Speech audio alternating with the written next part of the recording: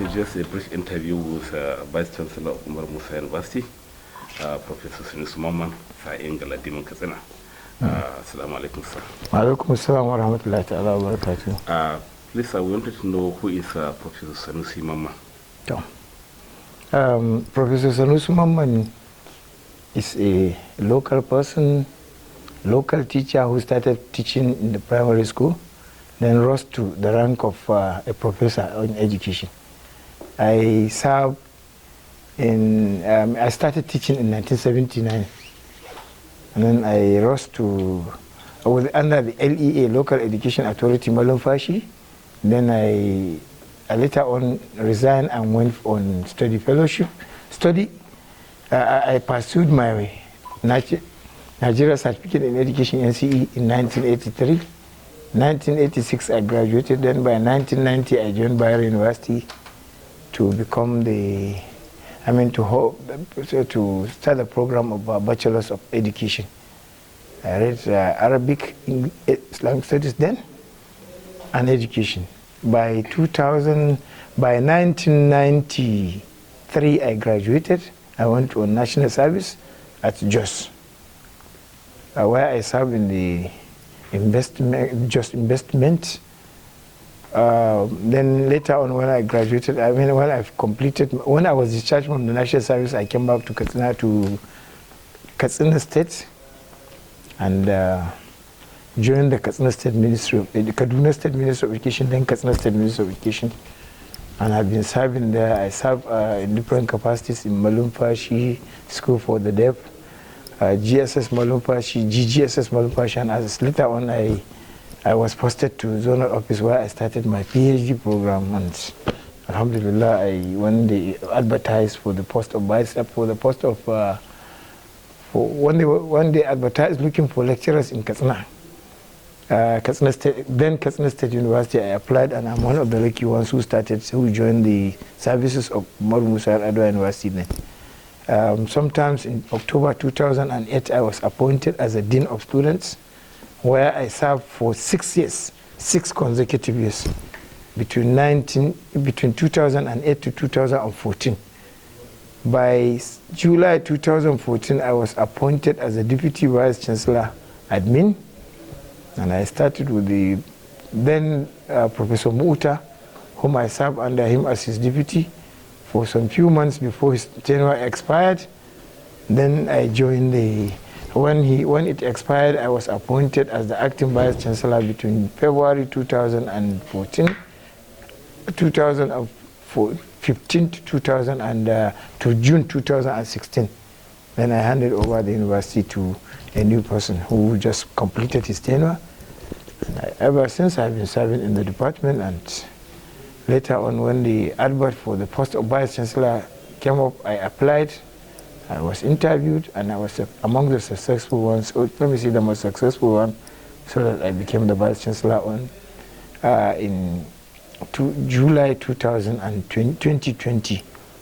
That's the little I can say. I'm married to 2 wives.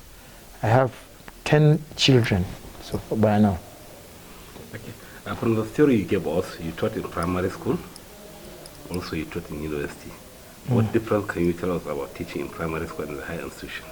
Yeah, at the primary school, when you are teaching the young ones. You are teaching. You are more or less like them. They consider you. Most of the times they come in when there is any problem, they come to you and confront you. At the secondary school, you have to serve as a guardian, because the rate at which things are going in the world now requires somebody to be guiding the young ones. At the university level, these are self-directed learners who don't need to be informed of what they need to do, except they need coaching from time to time on what is expected of them to do. From your teaching cycle, you have learned a lot of experience. What can you remember most for young ones learned by your teaching? Yeah, actually, even before the Karatumboku we started, that is the Western education, I was an Almajiri, let me call it. I was at the Tsangaya. I had to go and memorize Quran in our Tsangaya school before coming to the public school, where I started learning this Arabic, English. where I started learning under the formal education system. The difference is simple. Life generally is full of challenges, and whoever is not ready to accept the challenge and work towards succeeding in whatever they might aspire to become is in trouble. Life requires challenge. In our days, we were the parents were saying they were going against us. They don't want us to go they were not encouraging us to go to school. We were just going because some of our mates are doing it, so we joined. Today is the parents who are interested in making the children educated, and the children are not ready. Until such a time when the children realize that when they receive education is for them, not for their parents, we will have a long way to go in our own system. So a lot of things have to be changed. We have to change our ways. The young ones have to know that the challenge of the world, maybe they may even go and get educated. At the end of it all, they are not going to even benefit. The parents may not benefit from whatever they might have achieved.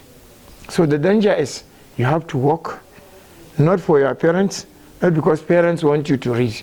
Read for yourself. Because at the time, you may graduate and end up not having the parents alive.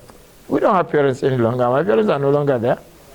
I'm on my own. So I keep on telling the young ones to know that when we ask them to study, it's for their own good, not for any other person. For instance, if it's a man is a servant. A servant is he who tries to serve others. A man is a servant. When you marry a woman, you have to serve her. If it's a girl, she needs to be educated for her own good. There is retirement, there is death. So many things come across. If people are not ready to work out, to struggle, to strive for success, they are in trouble. If you start saying, no, I'm the son of Dangote, I'm the son of... That is, Dangote has achieved. What about you? Who are you? The young ones need to know what is expected of them to do. They are doing it for themselves, not for anybody. So, and then we are now having a system whereby this is globalization. Every country, every institution produces their candidates.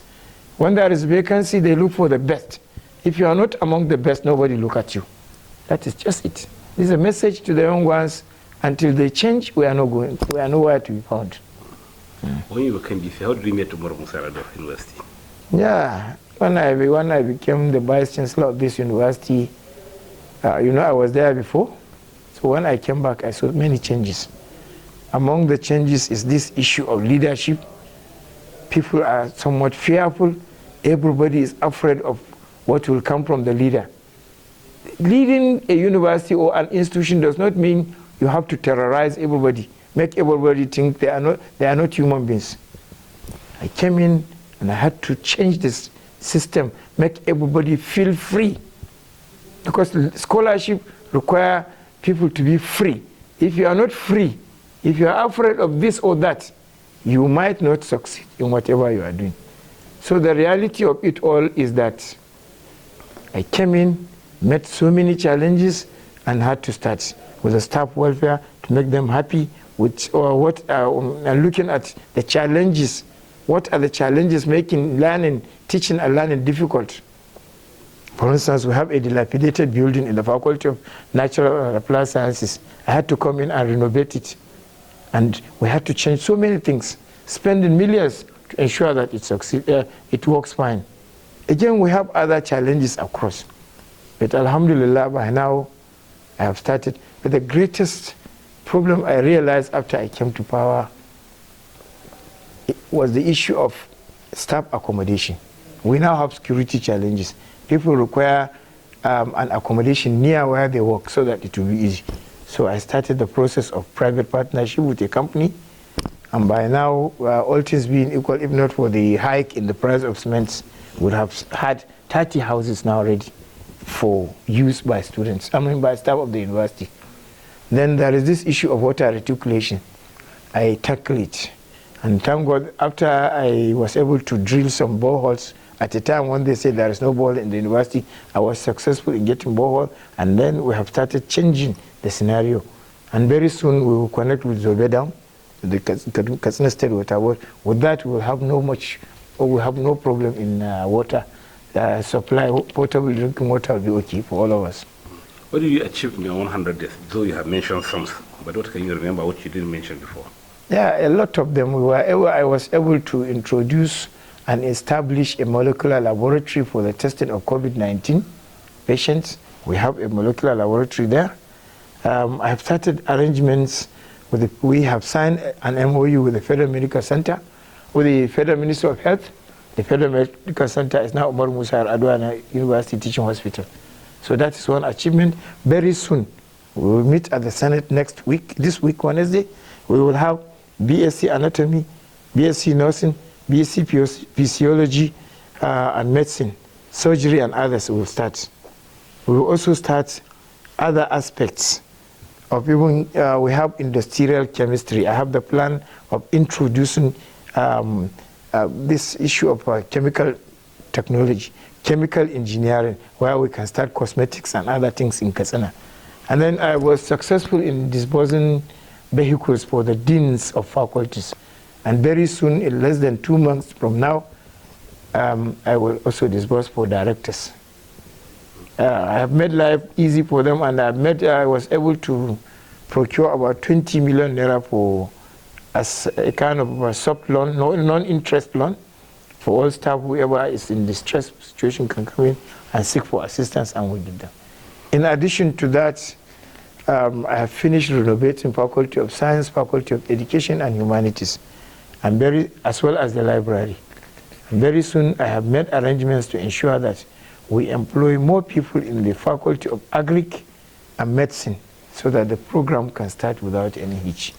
These are some of the few ones, but they are so numerous that our time might not allow us to succeed to finish when it comes to mentioning what we have achieved so far.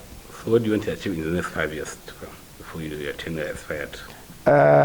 Actually, by the time I will leave this university, I will leave a befitting university that the entire northern Nigeria will be proud of. We will have a viable university, and our students will be functionally taught, not just a matter of being taught and passing exam, but they should have the skills. I want to develop skills among them because they have to go and fend for themselves. I want to see to it that my graduates, when they graduate, will not require any employment. They can, on their own, stand and even be employers of labor. I want to make sure that our teaching and learning is improved so much so that our name will be among the best 10 in the country, if not the best. I'm also working to ensure that I finance professors. Every year we select from each faculty to go to the best, any country of their wish, to learn some aspects that will enhance our service delivery. I want to also ensure that I make this university henceforth to be changed, to be governed by people. I want to change the system of selecting of vice chancellors from the former system of advertising. We will select from within ourselves, and we will get the best practice. Equally, our output, our graduates will be people who can stand on their own, who can defend themselves. We now have a challenge. Many people end up graduating and they cannot defend their certificates. This has to change. I assure you, in the next 5 years, when they ask somebody to come and to seek for the post of vice chancellor, he will think twice if he has no plan. Because I will set it in motion, I will set it within a 25-year program, development plan. And this 25-year development plan have to be pursued by people who believe in the concepts I'm bringing. And as this unfold, many things are coming to bear to make this university one of the best.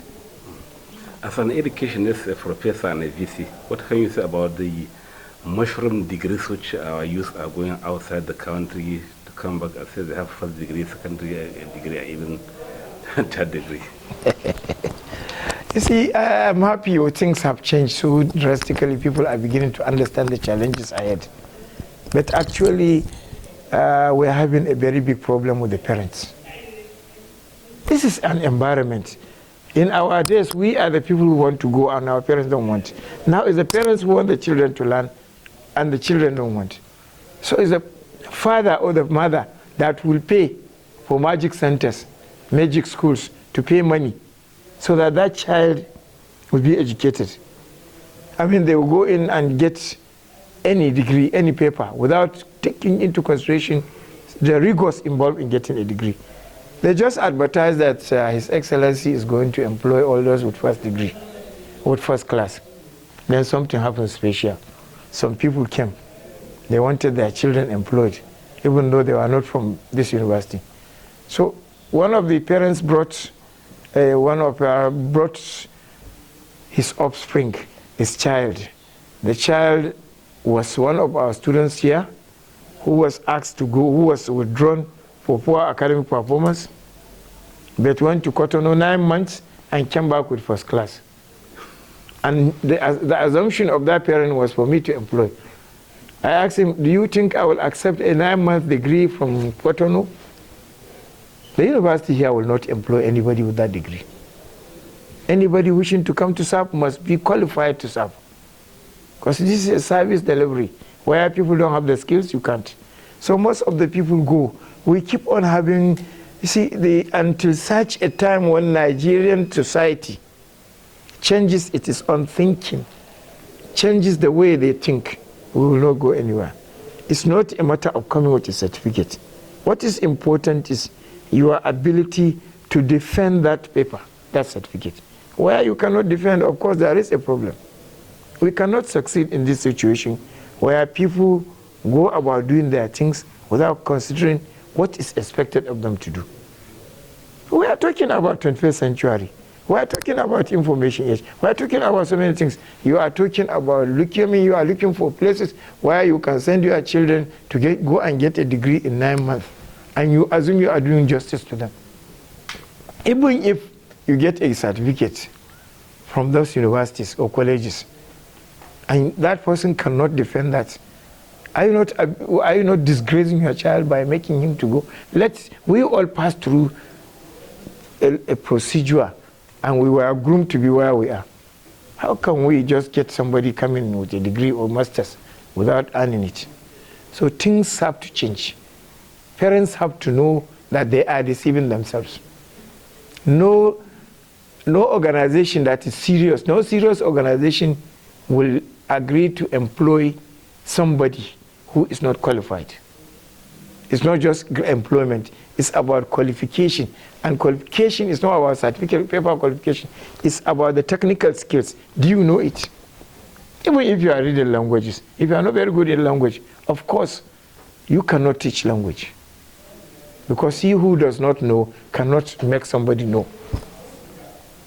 Until the society change, until we start taking our children to good schools, until we emphasize on the need for people to have functional knowledge, we are nowhere. This Cotonou, this Mariam Abacha and others, I'm not against any university, of course, but most of these places where people are going to come back with certificates that are not worthy, it's a big problem. And it has to change. UMARU YAR'ADUA will never honor that. Even if we say first class, it's not first class from those universities. It's first class from universities that are of repute. And so whoever comes to be employed or whatever, he has to be subjected to the rigors. If you are found wanting, we cannot give you an offer, no matter what. Is the university having any partnership or affiliation with other universities outside the Katsina or outside the country? Yes, we have a lot of affiliation, and I'm going to, I double as the Director of Research and Linkages. I'm now working with my team to come up with an idea about linking with some universities in Nigeria, apart from those, in addition to those that we had linkage with. Again, we had this Islamic university, this Malaysia, a number of universities, we have signed an MOU with them. From Niger here, they are coming. They want to give us lecturers of French, and we'll give them lecturers of English. So we are working with them closely to ensure about 6 universities are ready. And I'm working with some of my team as well to, have a kind of MOU with some German universities. And Indian universities, because of this medical studies, we want to bring in something that will change the scenario. Lastly, what are you doing to your host communities, the villages around you? Yeah, when I came on board, I realized that the host community are having challenges of health, just common health diseases.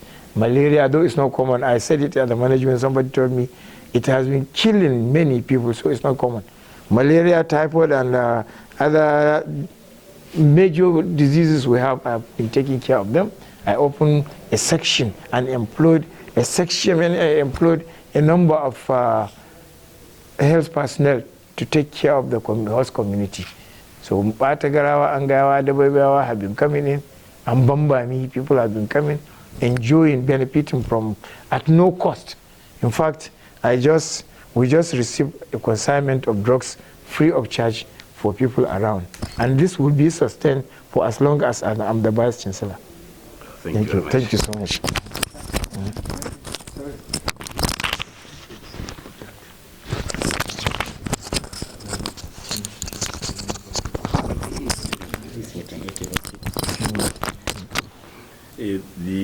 There's a lot of changes of learning because of the coronavirus and some other digital. Many universities are going digital. What is your plan? The university will have been digital. In fact, during the COVID-19 lockdown, a number of PG students were subjected to internal proposal and internal defense.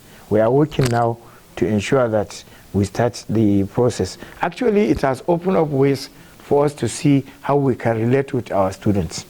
But what is applicable in America, in these Asian countries, may not be applicable here. Here is a situation where a child might have never had an opportunity to even get to the internet. And how do you teach him?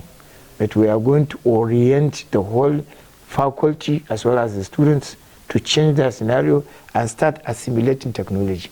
Without technology, we are nowhere to be found.